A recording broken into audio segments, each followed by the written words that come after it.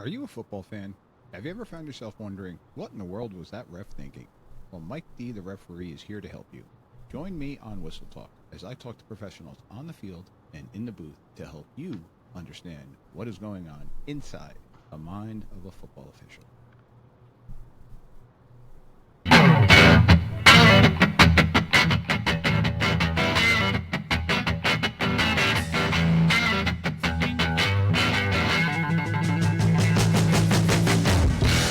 All right, ladies and gentlemen, welcome back to another episode of Whistle Talk. Mike D, the referee, joining you, coming to you from New Jersey here, and I'm being joined by my buddy Coach Chip. Coach Chip, what's happening, bud? It's all good, man. We've had a lot of rain come through the last couple of days. Got some limbs to pick up in the backyard. Oh boy, oh boy. Unfortunately, Mr. Chamberlain, Coach Chamberlain, was not able to join us today. He's got some, he's got some good things going on with the fam. They're expecting another child in the next couple of days. So I told him he was fired from the show, that he was needed to spend some time with the family. Don't know the status as of recording right now, but wishing the Chamberlain family nothing but the best with the newborn coming their way. So congratulations on that. So, really quick, I want to talk about something from our previous episode. I screwed up, and I appreciate all the people, all the listeners that are out there that messaged me and pointed it out, and you're 100% correct, and that's why I do love doing what I do here, because, hey, like I've said from day one, I'm going to make mistakes too as a referee, as an official, as a podcast host, and this one I completely botched on, so let me play a little audio here to refresh your memory. This goes back to our Rule 4 and specifically 4-2-2. Holder with teammate in a kicking position. So when the knee is on the ground, they catch or recover and place the ball for a kick. That is okay. They must rise off their knee before they try to advance, hand, kick, or pass the ball.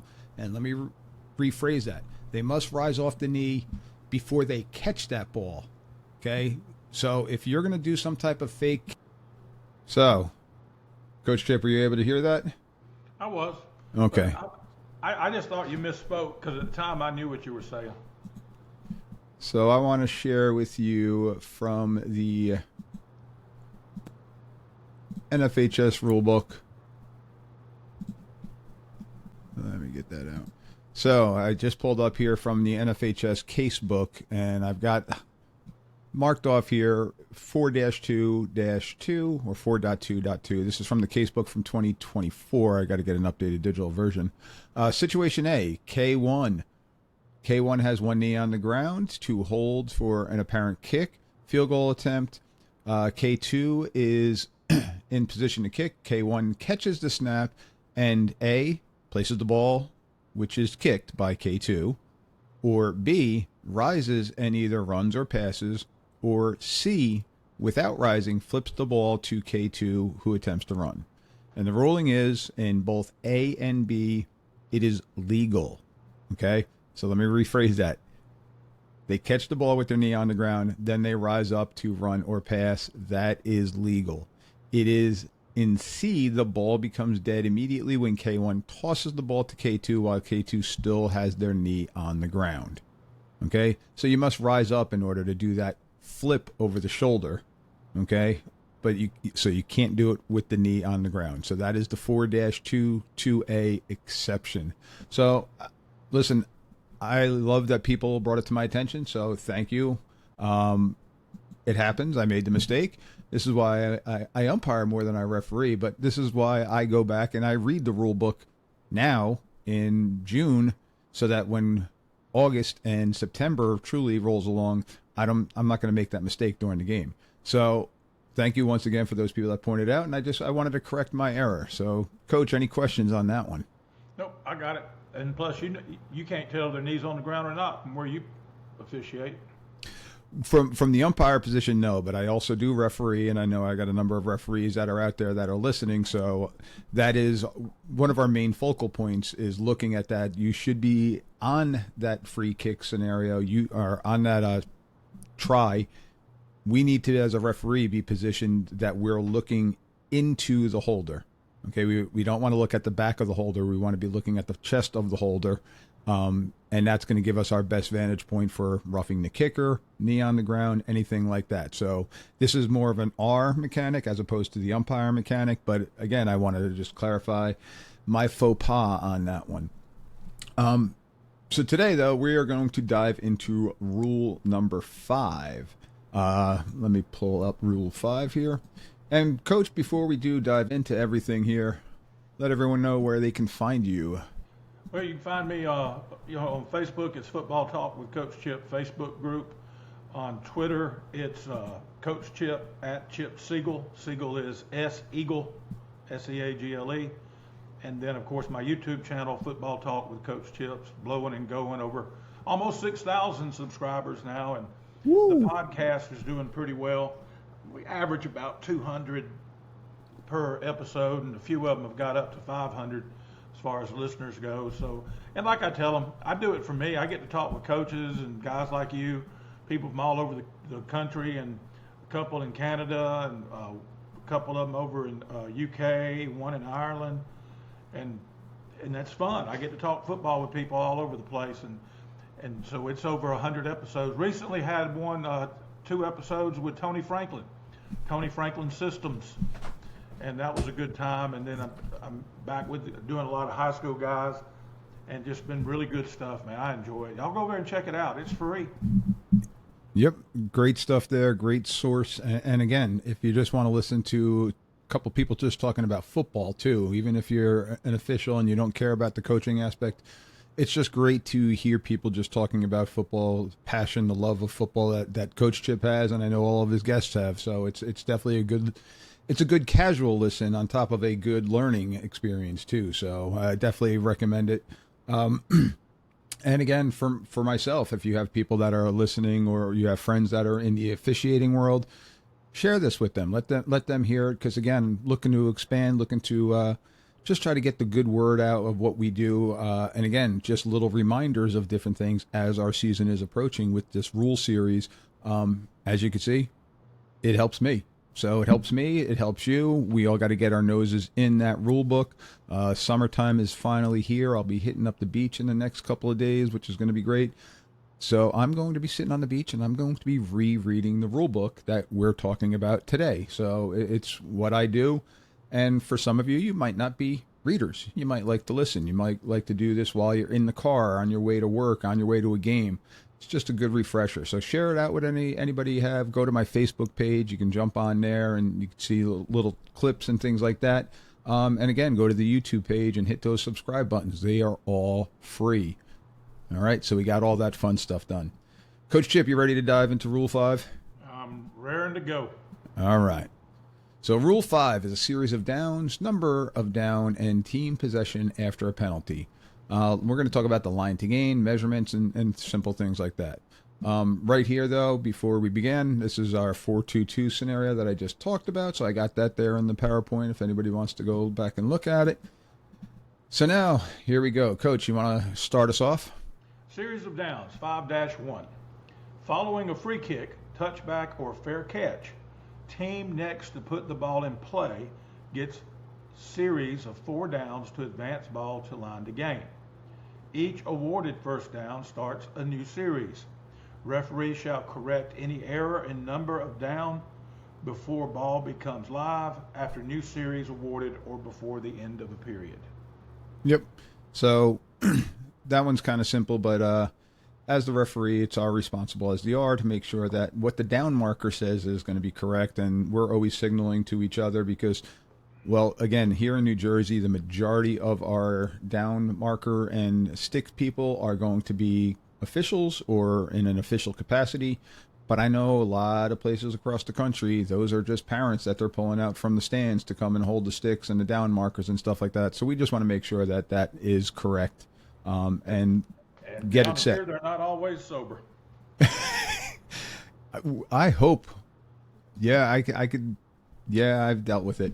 But yeah, we're trying to avoid that.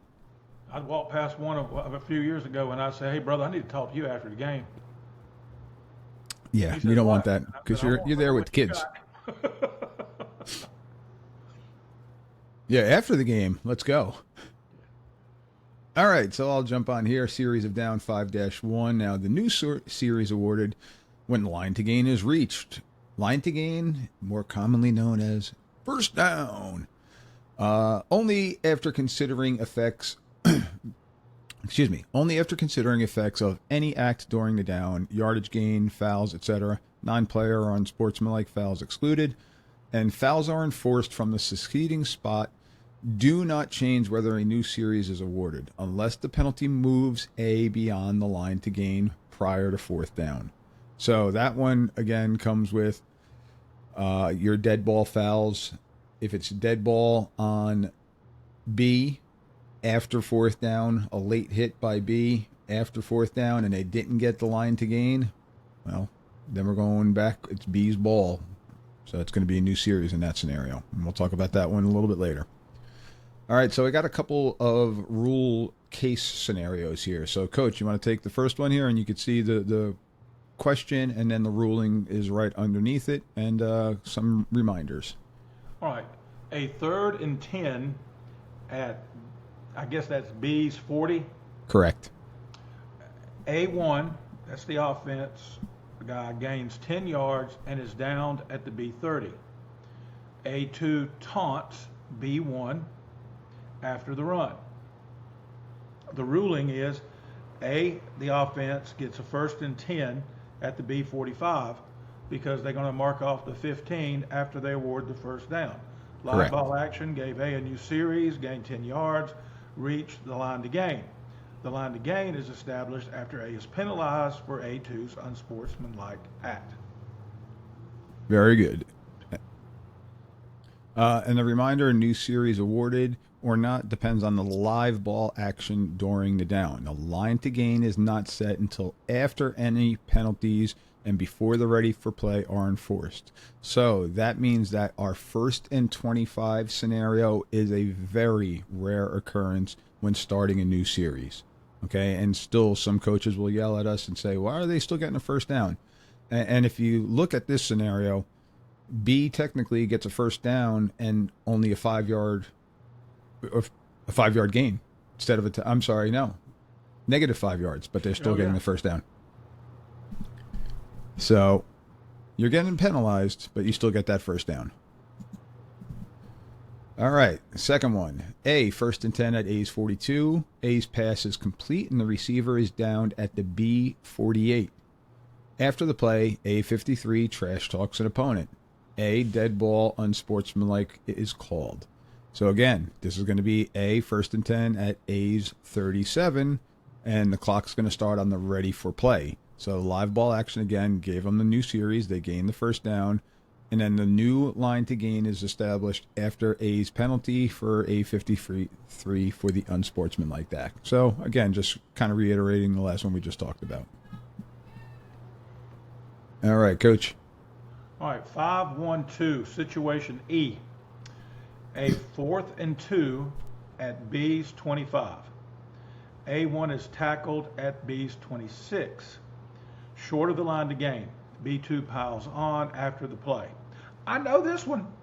Referee shall signal a change of possession by signaling first down for B. In other words, the defense still gets the ball. Yes.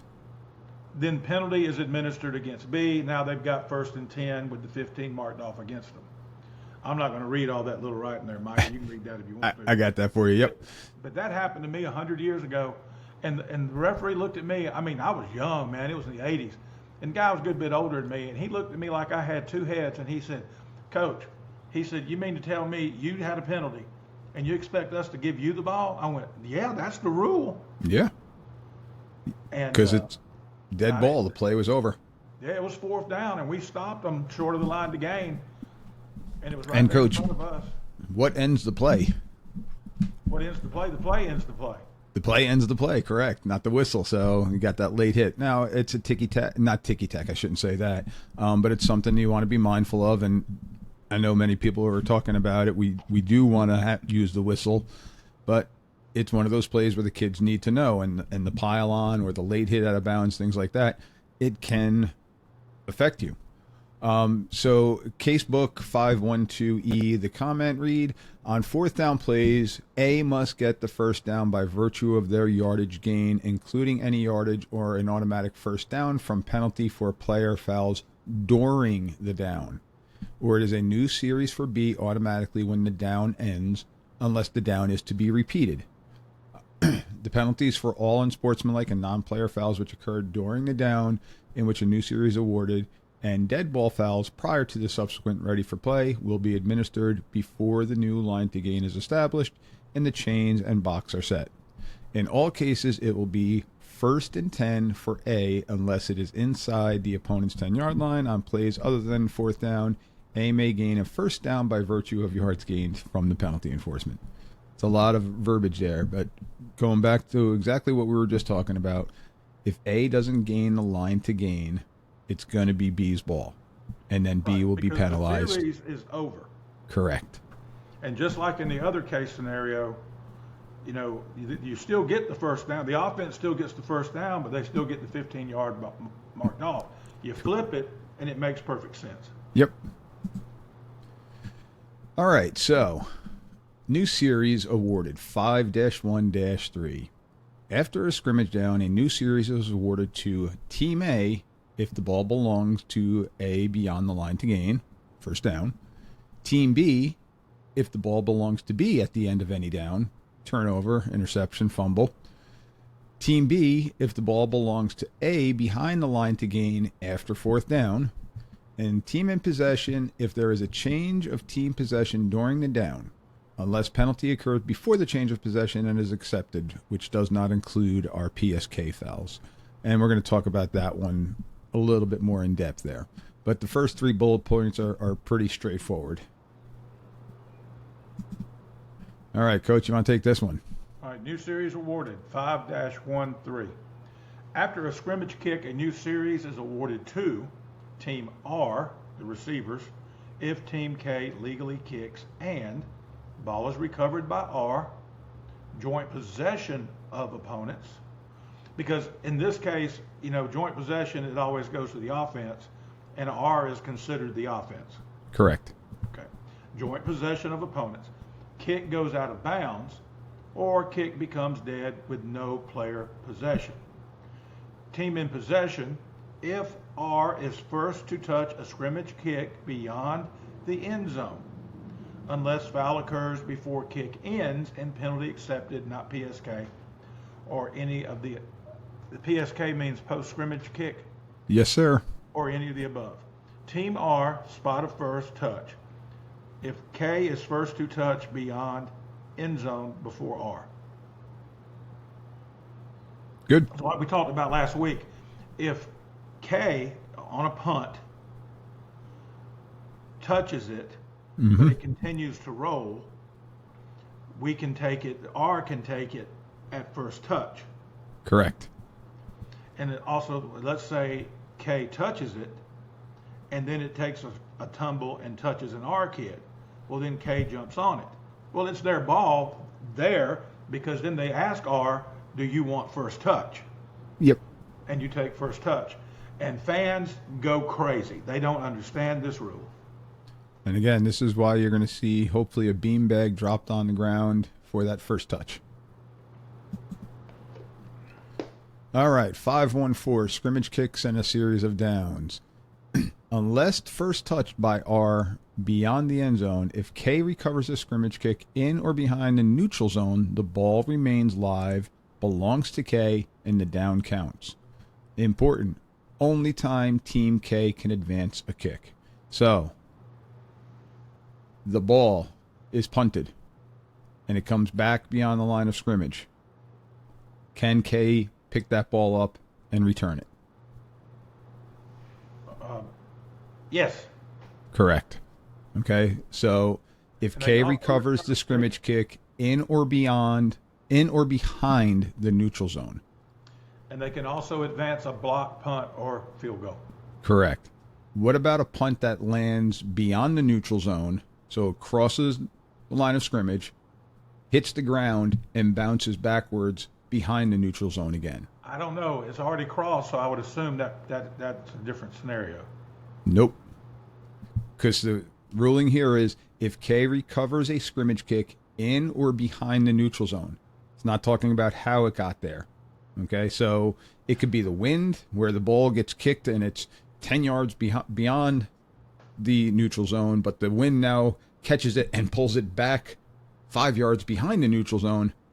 That still can be K's ball at that point in time. And again, the blocked scenario is the one that's most common. And people realize, okay, I can pick up a block kick and go with it. Other than a try, they could pick up that blocked kick and return it. So it's the same scenario. It's just, in essence, Mother Nature or a bad punt blocked the kick. So just think about it that way. And again, it's the only time that Team K can advance it. Now, this is out of your purview to a bit because you don't call it, but in college, with the ability, okay, on a blocked try, the defense can scoop and score. Correct. Can the offense scoop up the block and get the conversion? To my knowledge, yes. I would think so. If one team can do it, yeah. So. All right, Coach, you want this one? New series awarded, 5-1-5. After a free kick, a new series is awarded to Team R, the return team, if R touches ball before it goes out of bounds at the inbound spot. Team possession if ball is recovered beyond R's free kick line or touched by R within the end zone with no first touching by K. Not the end zone. Neutral zone. Neutral zone, my bad. That's okay. Team R, if kick fails to go 10 yards, is recovered by K before touched by R. That's the onside kick. Okay. And you get it at the spot of recovery. Right.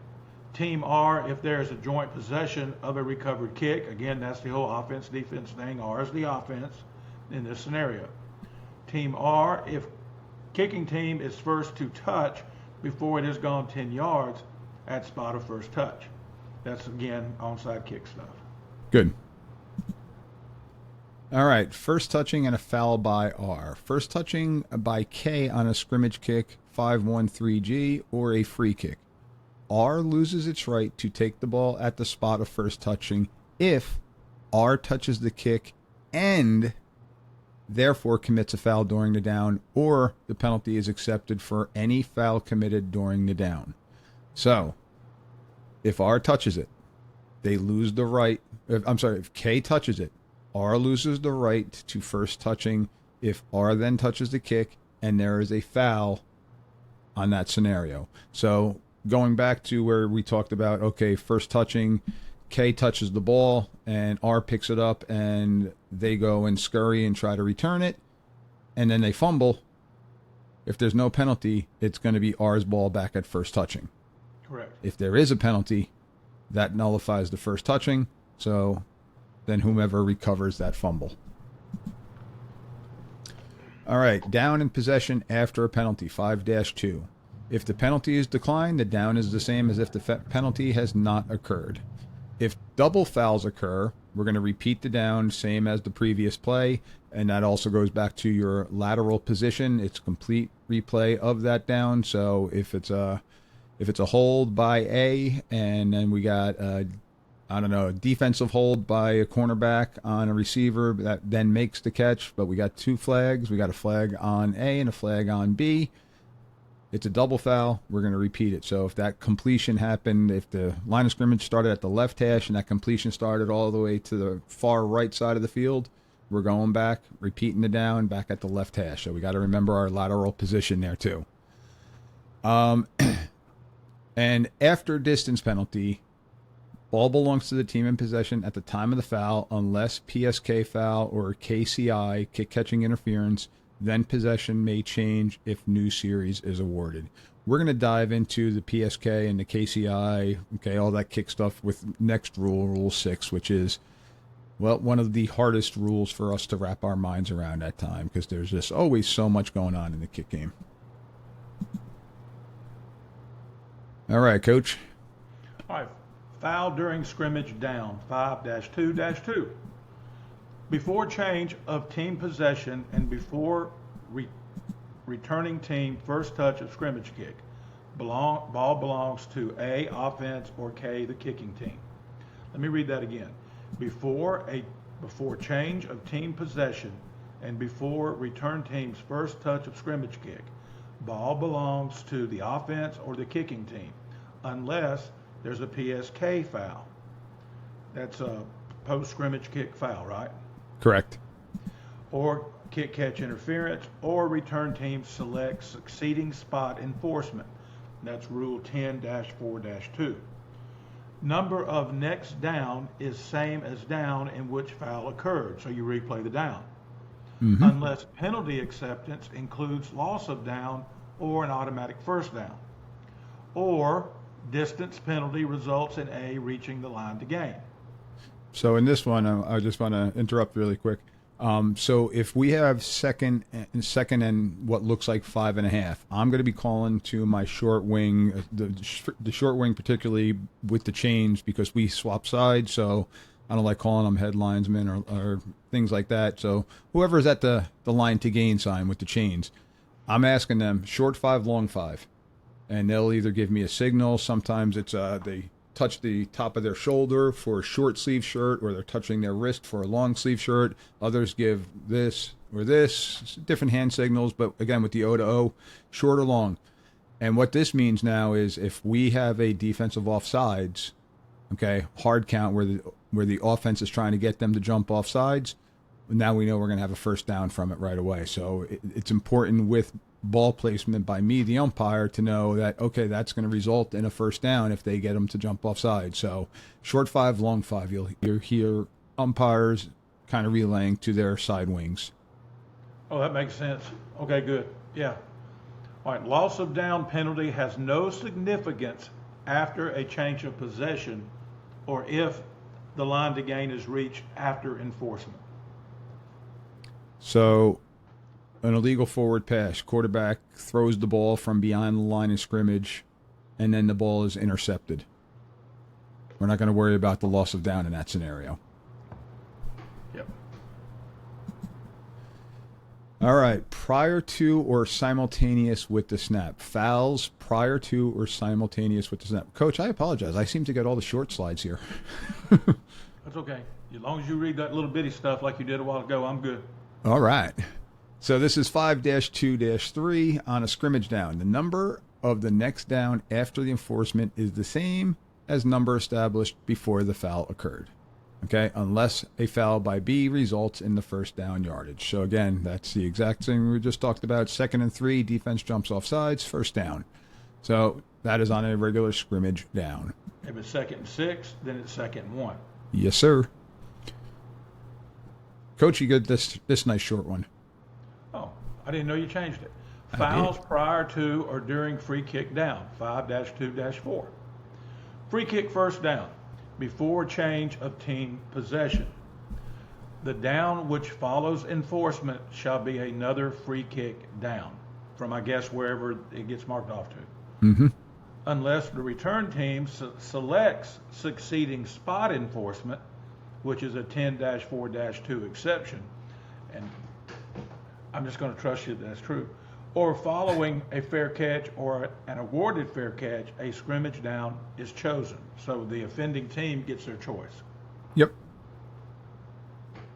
Pretty straightforward on those. Oh, no, excuse me, the offended team gets their choice, yeah. Yep. All right, series of downs ends 5-2-5. The acceptance of a penalty includes the award of a first down. Automatic first downs are going to be our roughing penalties. Roughing the passer, roughing the kicker, roughing the holder. Automatic first down. The next one, acceptance or declination, leaves A in possession beyond the line to gain. There's going to be a series of down ends, and we're going to be awarding a new one. The declination leaves A in possession behind the line to gain after fourth down. So an incomplete pass on fourth down, and then there's a holding. Well, they're going to decline that penalty, and it's going to leave A short. Because if they accepted that holding penalty, it's going to repeat a third down after the enforcement. And declination leaves B in possession. So if it's a hold again by A and B intercepts it, they're in possession. They're going to decline that penalty, and the series of down ends. Coach? All right, series of downs ends. 5-2-5. Acceptance or declination. And I'm going to tell you now, I don't know if I've ever even said that word before. Declination Nice. of penalty for a foul which occurs after change of possession. The return team is first to touch a scrimmage kick beyond the neutral zone, unless a PSK foul occurs and penalty is accepted. Acceptance of penalty on fourth down, which carries loss of down, leaves A in possession beyond the line to gain. And I just want to clarify for people, Coach Chip's not losing it. The screen that he's looking at is a shared screen, so it's a little bit smaller, so that's why he asked me to read those smaller ones before. So the PSK is in smaller letters, too, on this slide. So I apologize, Coach. I forgot to share the slide with him prior to this. It's okay. I'm getting it fixed soon. I'm going to the doctor Monday. Ooh, there you go. So 5-2-5. Moving along.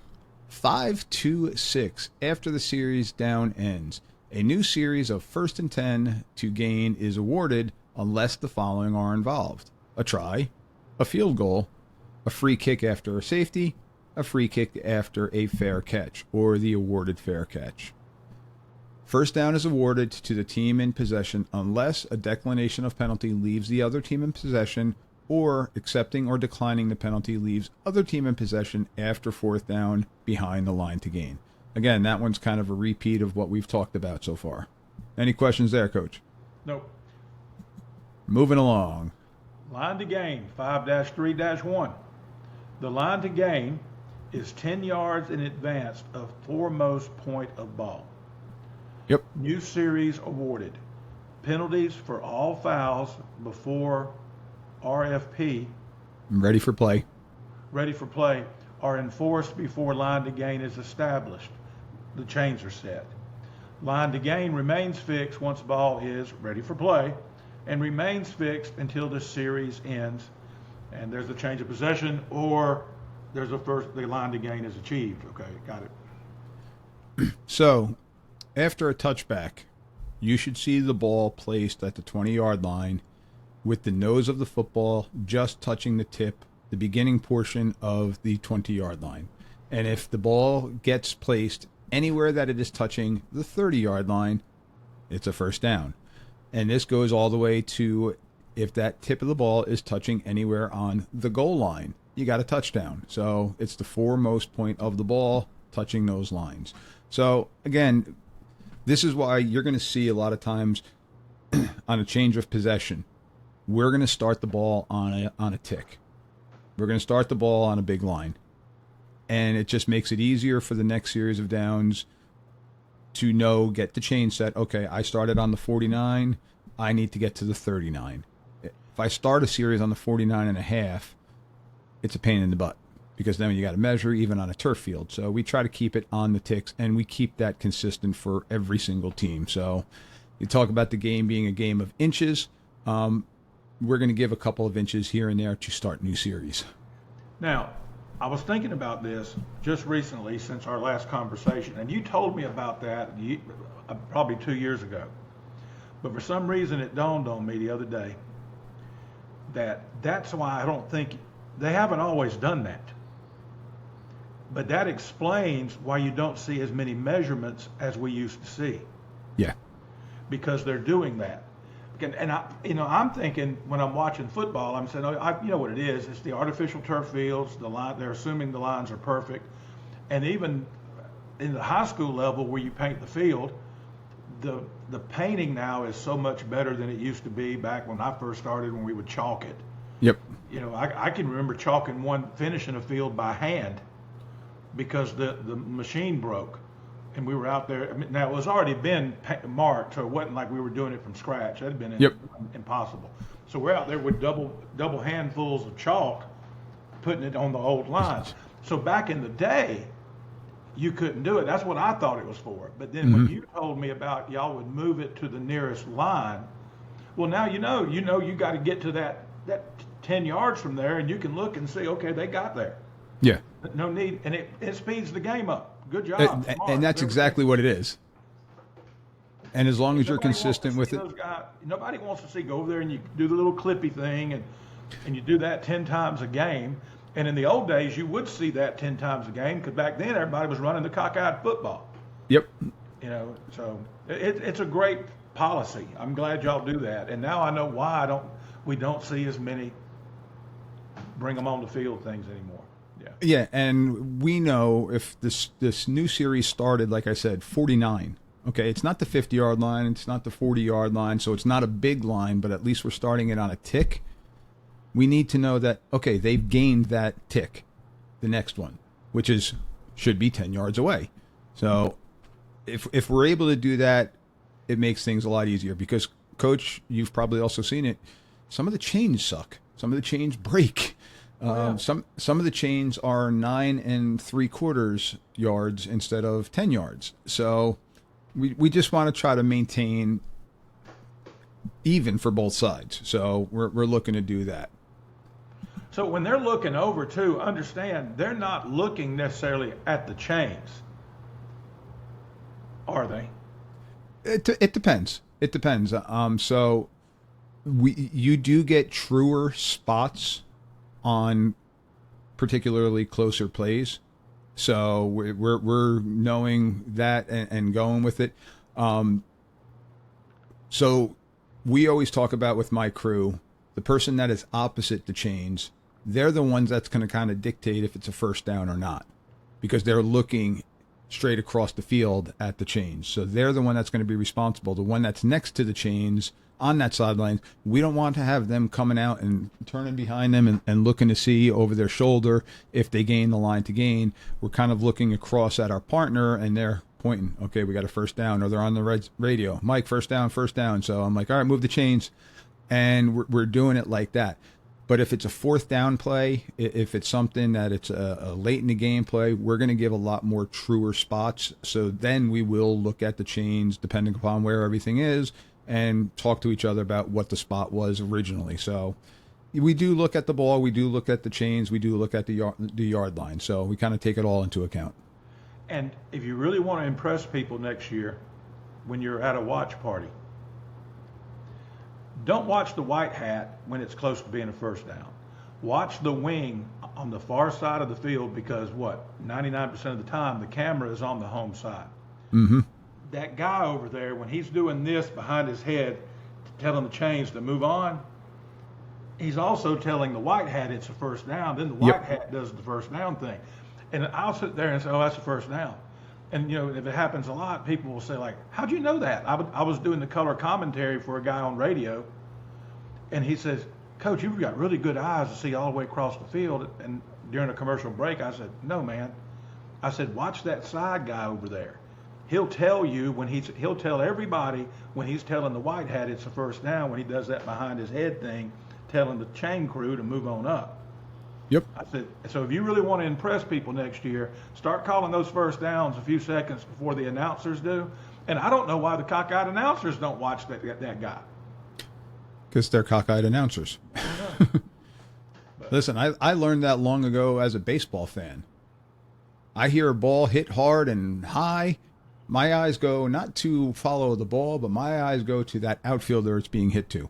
If I see them all of a sudden slowing down and tracking the ball, don't matter how hard that ball was hit, they're making that catch. It's not a home run.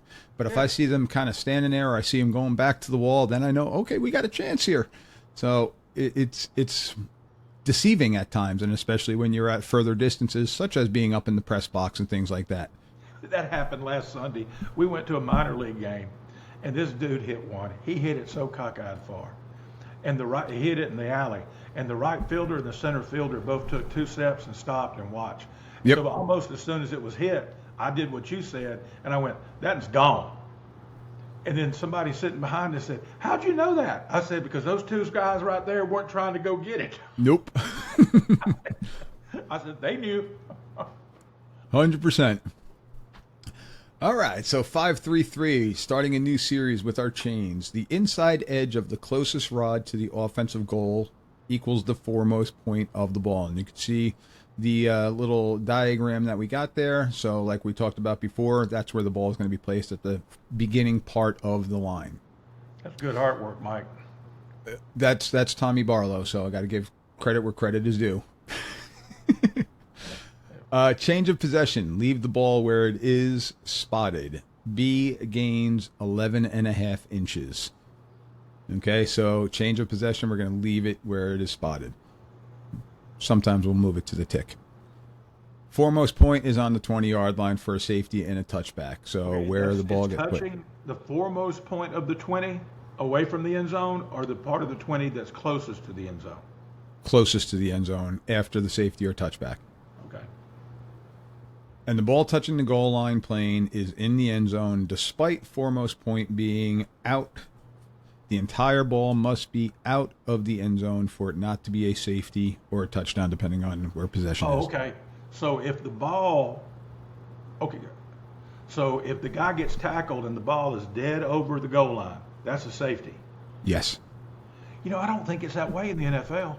It's all with points of view, because even those cameras that they have, you're not getting a straight down look.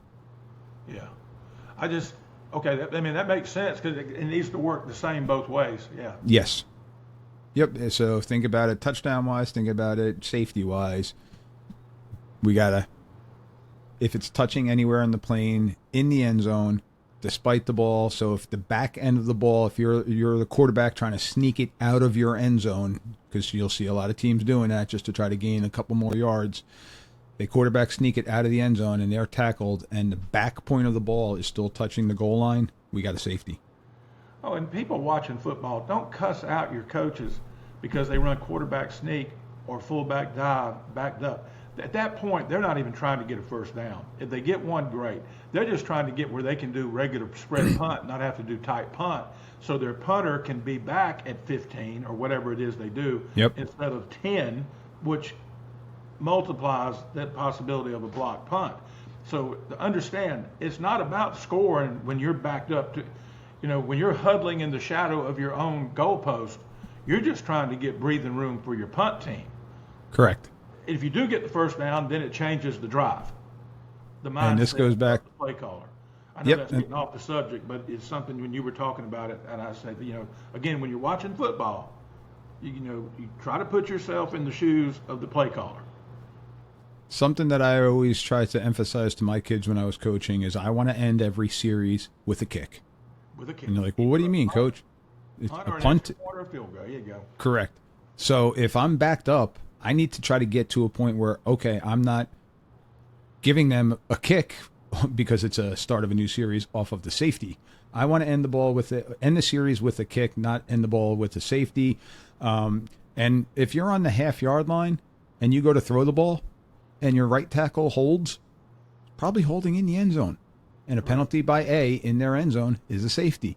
So if I can get a couple of yards away from that goal line, most high school punters are 12 yards back. So to not have the punter have their heels on the end line, to give them a little bit of extra space if that ball gets snapped a little bit high and they got to step backwards, that's what you're looking to do. Ideally, if you can get out to the 5-yard line, you're putting yourself in a really good spot for punting wise.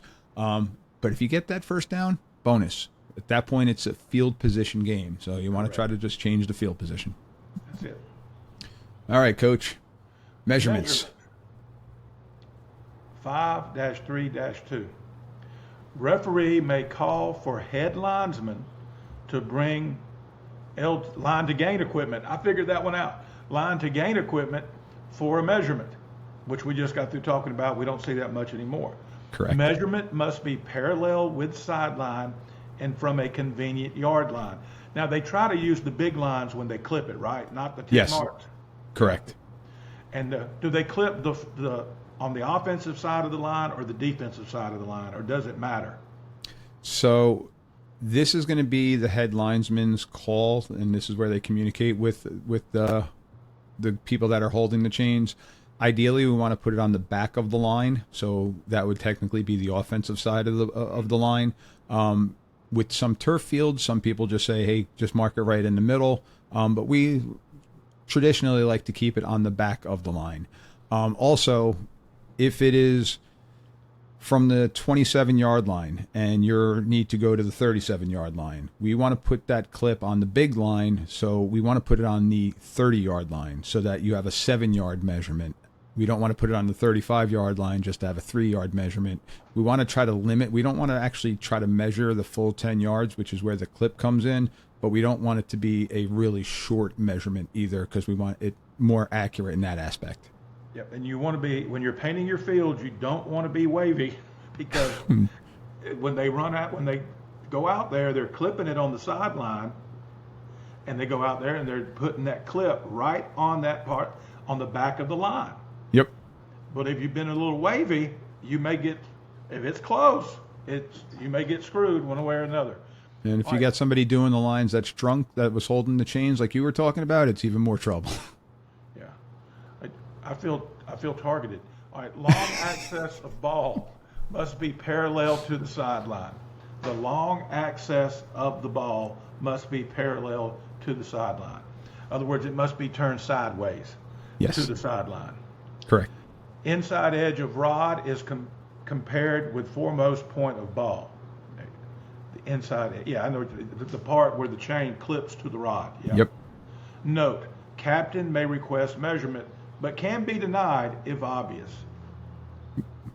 And by captain, we also mean the coach. Yeah. So, and two, I had a guy tell me one time, and I said, "You're not going to measure that?" He said, "It's your field." He said, "Didn't you do the lines right?" And I said, "Okay, all right." Yep, got me. So just so everybody knows too, and I don't have it on this, but we do have a mechanic for how we want to do all of this mechanic with it. So, as the umpire, I'm going to be the one that's going to get the first down yard to gain marker per se, and I'm going to pull the chain and then spot it next to the ball. The referee is the one that's got to do the eyeball, seeing if that ball touches the tip of that chain, tip of that rod that we were just talking about, the inside portion of that rod. We have another official that is holding the ball so that the ball doesn't roll away or move. Wind on the turf fields, different things like that. So they're going to hold it so you get the foremost point. We got another official that's going to be at the clip. They're going to place the clip down at the proper spot, and then they'll be like, all right, it's marked, and they'll tell me then to pull from that point. And then we got another official that's going to be with the down marker. So we do have mechanics that go along with this. And if the team comes up and they're like 2 chain links short, the referee is going to grab that chain link and ideally have a second football, because if it's outside the hash marks, we got to move the ball back into the hash mark. So leave that ball where it is, hold those 2 clips that's short. We're then going to bring the chains into that nearest hash mark, place that down, and then the referee is going to place the second ball at that new mark, and then they're going to get rid of the first ball out. So we know that when we're bringing it back in, we're not bringing it back in and giving them a first down, because outside those hashes, we have no ticks. So we don't want to just guesstimate at that point in time. Right. All right. Our final clip here, our final slide here is a picture of the clip. And as you can see, as we were just talking about, Coach, we clip it at the back end of the line. So again, this is a nice turf field or a really, really well manicured grass field in this picture. So you could see that. And all the clips, sometimes you'll see the round clips, but they all have the different lines in it, or the 5-yard marks in it. So 5-yard line, 10, 15, and so on, because that's where we want to mark the ball, mark the clip on those 5-yard marks. So ideally, you want to kind of slide this up and down as the game's going. In the NFL, they actually write on the side of the poles, on the rods, they actually have like notes on them that people don't realize, that they're noting where the ball was previously spotted, and they've got like a whole thing of probably on tape or something. But this is for us to know, okay, we started on the 45, we need to get to the 35. So it's just a little slide with it. Does that come in handy when you have the amateur chain crew that moves the chain too soon? Yes, and that's a big thing of knowing where that clip was originally placed. Do those amateur clip people do that? Typically no. So that's why we always tell them beforehand, don't move until we wave you through. Don't move until we wave you through. So that's how they're able to find it. They said, well, it was all they got to do is look at the clip and say we clipped it on the first down of the series. We clipped it on the 30. correct. Yep. So all we got to do is go back to the 30, stretch out from the clip, and you're good if and when they do move too soon. Correct. And again, you see that more often today in the sub-varsity games than the varsity games. But unfortunately, we still do see it sometimes in the varsity games. Because sometimes the official on the side will wave them on because the flag was clear across the field and he didn't see it, which probably doesn't happen now with your O-to-O communication. But in the old days, it wouldn't necessarily be the official's fault. The ball, I mean, heck, it could be on the far sideline 60, 70 yards away and the ref didn't throw it in the air. He just dropped it. Mm-hmm. And you just didn't see it. And this is why one of the mechanics that we also do talk about is if you're the one that throws that flag, lay on that whistle at the end of the play to let everybody know that we got something going on too. Because sometimes technology fails us and sometimes the O-to-O's don't work. So get on that whistle to make sure that everybody knows, okay, we got to stop it. Not only that, because you have a flag, we got to stop the clock. So we want to let everybody know because the clock operators typically are looking at the short wings because they're the ones that are spotting the ball and different things like that, or they're focused straight on the referee because the referee is going to give the wind or the kill. So we want to get on that and no. I don't like the shy flag. the indiscreet, just drop it. Like I don't, I like, hey, it's just like a close call in baseball. Sell it.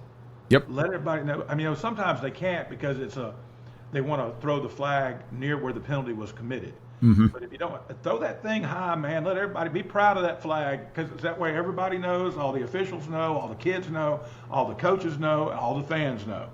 But nobody I don't know about officials, but coaches and fans do not like the shy, indiscreet flag, even if it's against us. Yep.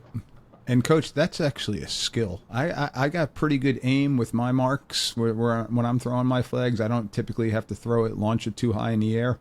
But those guys that can launch that thing straight up in the air and not have it come down and hit somebody in the head, it's impressive. We got a guy on our crew that I swear to you can throw that flag like 30 yards in the air and have it land exactly where he wants to. I'm like, man. But he'd be a pretty good slow pitch softball pitcher. Oh gosh, yeah. Well, all right, Coach, we have come to the end of our presentation here today. So that is Rule 5. Rule 6, ladies and gentlemen, next week is kick game. So that one probably going to end up being into a 2-part series because we got a lot of different nuances that goes along with the kick game. And it's, again, Rule 2, Rule 6, and Rules 9 for me as an umpire are going to be some of the bigger rules that I'm going to have to go back and reread. Even during the season, I'm going to go back and reread those ones because those are the important ones. So if I know the definitions, if I understand the kick game, I can pretty much manage a game for the most part. Yep. All right, Coach. Appreciate you once again for taking the time to jump on with me here. Again, wishing our buddy Daniel and his family all the best wishes going on right now. Don't know what the exact status is as time of recording, but hopefully next time we see Daniel, he'll be proud papa of his 3rd child. And it's a girl. Yeah, first girl. Yep. So, all right. I'm sure you're listening. Hope everything comes out all right. All right, guys. Thank you once again. And Coach Chip, have a great rest of your day, buddy. You too, Mike. Always appreciate being with you, buddy. Thank you.